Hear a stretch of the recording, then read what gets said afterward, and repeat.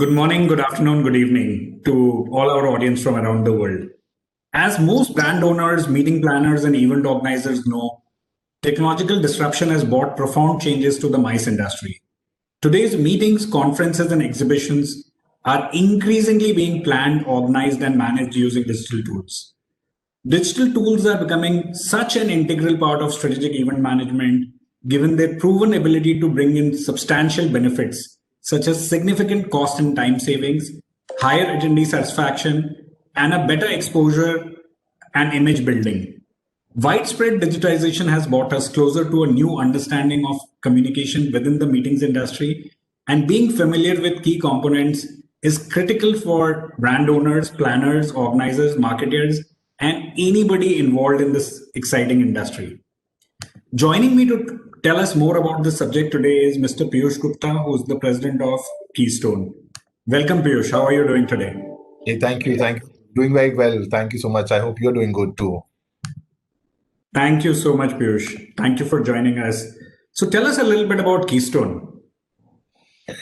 So Keystone is a 23-year-old organization. We're a marketing, consulting, and implementation organization. So I say consulting and implementation because we are probably, among the top few in the world who can actually consult on your marketing problem and then go and execute it and deliver the ROI that a marketer is looking for. So whether it is, increasing sales, whether it is increasing market share, whether it is connecting with the customer, we try solving that problem and use digital marketing, telemarketing, content marketing, and on-ground marketing to solve that.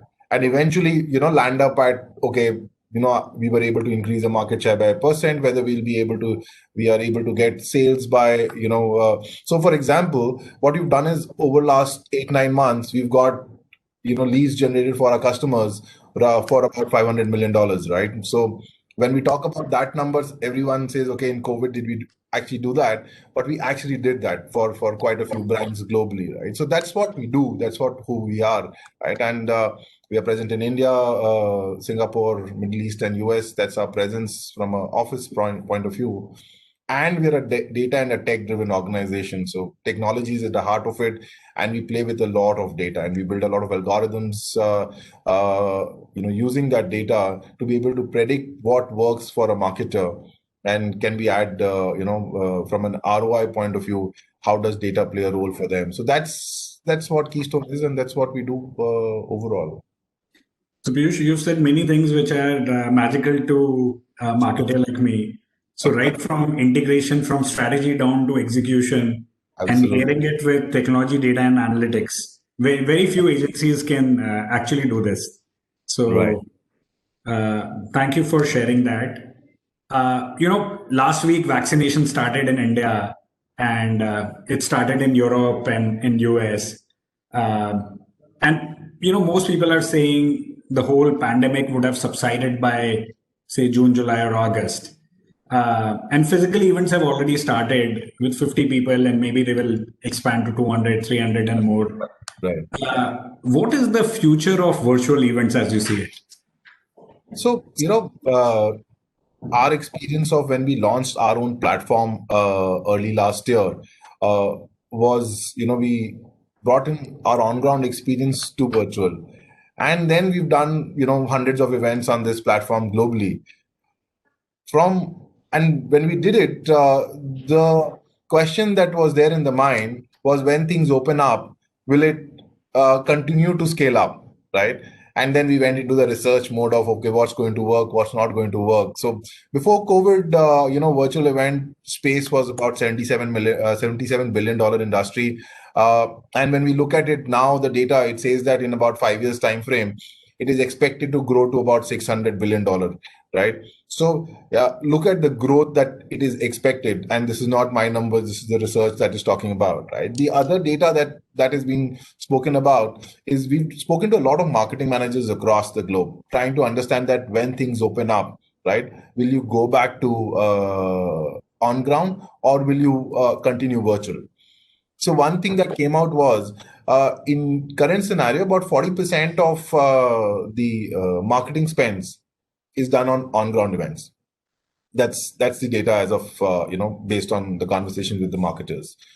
What been told to us is that 40% is going to go down to about 20-25%, and the balance 10 to 15% is going to be taken up by virtual, and they'll continue to do it, right? So look at the journey of a virtual platform currently, from an unknown entity. So till COVID hit, virtual was not even spoken about, right?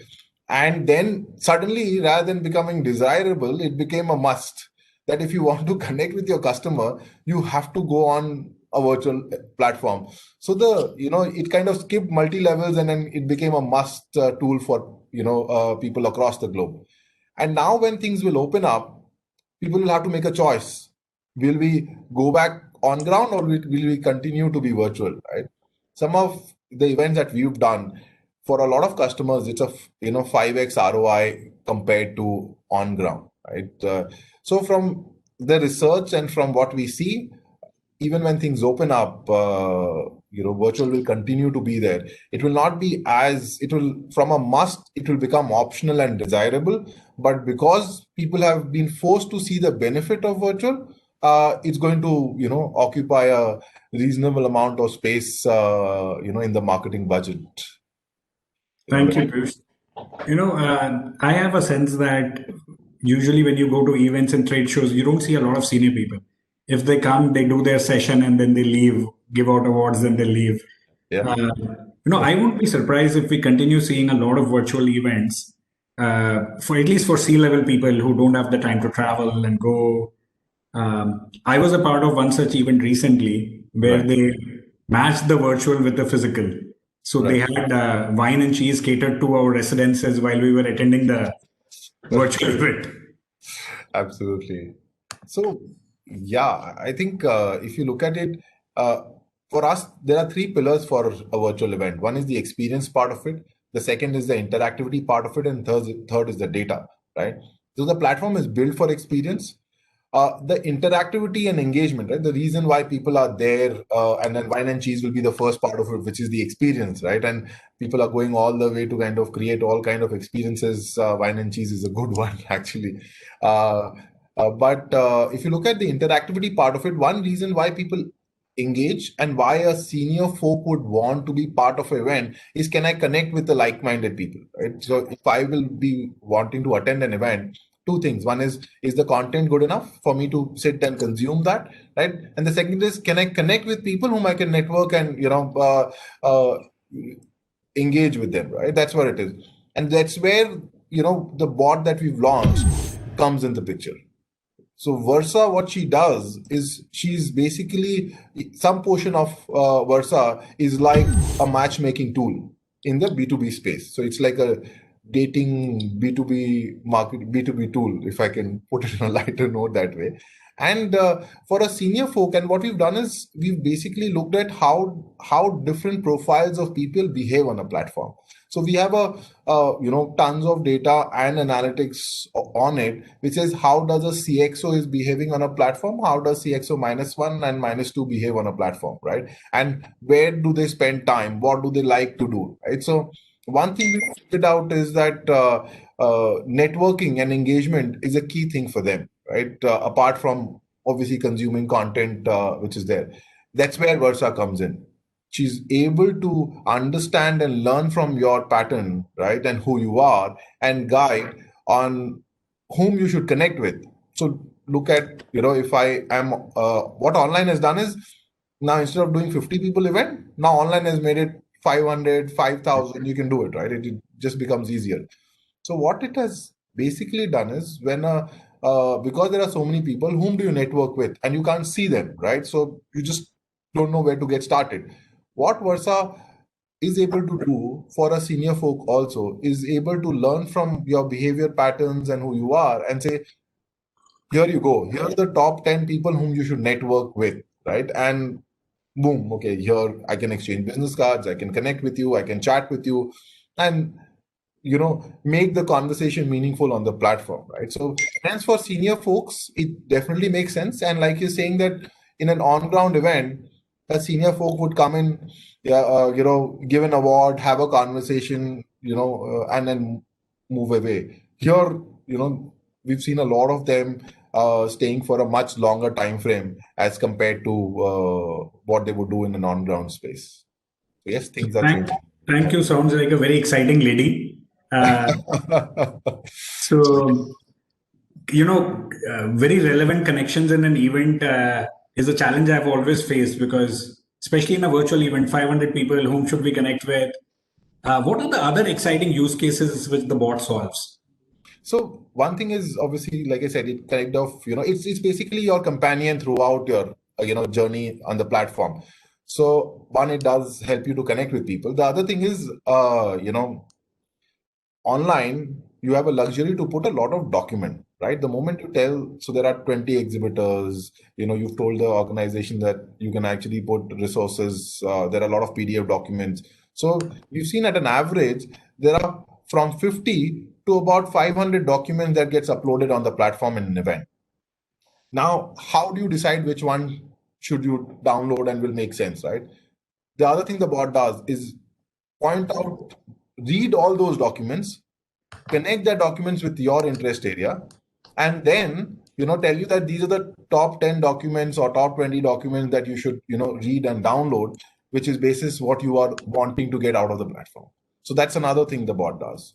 The third thing is, if it is a multi-day event, there are a lot of sessions happening, and these days the duration of the session has gone down from being a 45-minute session to now being a 20-minute session, but the number of sessions have gone up. Parallel sessions have come up in a big way. So the bot does is, it also kind of builds an agenda for you. It tells you that basis your interest and liking, these are the sessions you should definitely attend, right? And rest obviously is your choice. So that's the other thing it does. The fourth thing, and then it's kind of building. I can keep going on this, but the fourth thing it does is, again, basically, because you might not have too much of time to listen to all the conversations, but you would want the gist of it. It will convert it. It will listen to all the speakers, talk, convert that into text, and then make notes for you. And then you can basically get the notes mailed, right? So yeah, these are some of the stuff which she can do right now. So it's almost like a virtual concierge who's hand-holding you through the event, doing all the work and making your time efficient. It does that. You can put it that way. Yes. So Piyush, Keystone has done events for everybody from HIMSS, which is a large trade body, to AWS, to Max Bupa, which is an insurer. Right. Are there any industries where you feel this kind of engagement, bot-driven engagement, is more relevant, or do you think it's applicable across industries? And actually, the objective of the bot, is to kind of be your companion, at the event, right, and make your journey better, make it more engaging. So it is actually industry, agnostic. What we've seen is any tech stuff is adopted by technology guys first, right? They're super excited about it. So the tech industry is, definitely taking it up faster than others always. And then for our surprise, the pharma and healthcare is one which kind of globally have, adopted online platforms pretty fast. And then there is BFSI and some of the other sectors which are shaping up and picking it up. Till the time we can solve that problem of, am I able to help you connect with the right set of people, right? It's there. And it's more for, if you look at it, customer facing events where, there are a lot of people who are, whom you don't know, right? Yeah, this is more solving problems in that domain.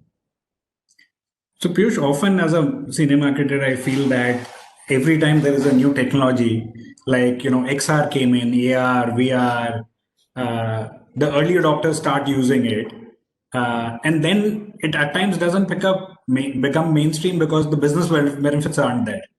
So have you and your team modeled some business benefits, like the average time spent goes up, people downloading collateral goes up with or without a bot? Oh, that's a very good question, Abu. So, what we've seen is, if we are only doing an event where someone comes in, they have to just consume the content and go away, right? The amount of time spent is much lesser because that purely depends on how the speaker is, right? If your content is good enough, speaker is very encouraging, they would still stay back. But because you're on the platform and you have other browsers open, you are more likely to kind of either look at your phone or click on another browser and not really spend time on the event, right? But what we've seen is the moment I bring in an engaging tool where I am able to network with you, I am able to communicate with you, right, and play around, that kind of has increased the time spent by people. So one data point that we have is that when we've just done an event where it is just draw, you go into auditorium, listen and get out, right, uh, or come out, the time spent is an average time frame spent is about 30 minutes at a stretch and not more than that, right? Whereas when we kind of build a whole platform and have engaging tools, bot is one of them, the average time has gone 4 to 5 times, where we've had, and one event we had, the average time was about 5 hours for people to stick around, keep moving around. So bot is one thing, then there is gamification, there is chat, there is booth. So people are engaging if there are engagement possibilities on the platform. So yes, definitely seeing people spending a lot of time. And what it also does, it gives a lot of data point, one for the bot to learn and continue to add value. The other is for a customer, suppose you're a senior folk in the industry, if you are doing an event and we kind of give you a data that your key customer spend time in doing these things and map out the entire journey, think about how you can use it, right? You'll be like, your conversation with your customer becomes very, very focused when there are such a data point, and you understand it because you understand data very well. So I don't have to tell you that, but yes, it does that. So just curious, a lot of bots don't have a personality, and it's almost like you're speaking to a wall. So does your bot have a personality, and which is so the way you've trained the bot, there are different personalities which exhibits depending on the users interacting with it? So one thing we've definitely not done is not given given a a physical human feature to it, which is there. But one is, we've given it a shape.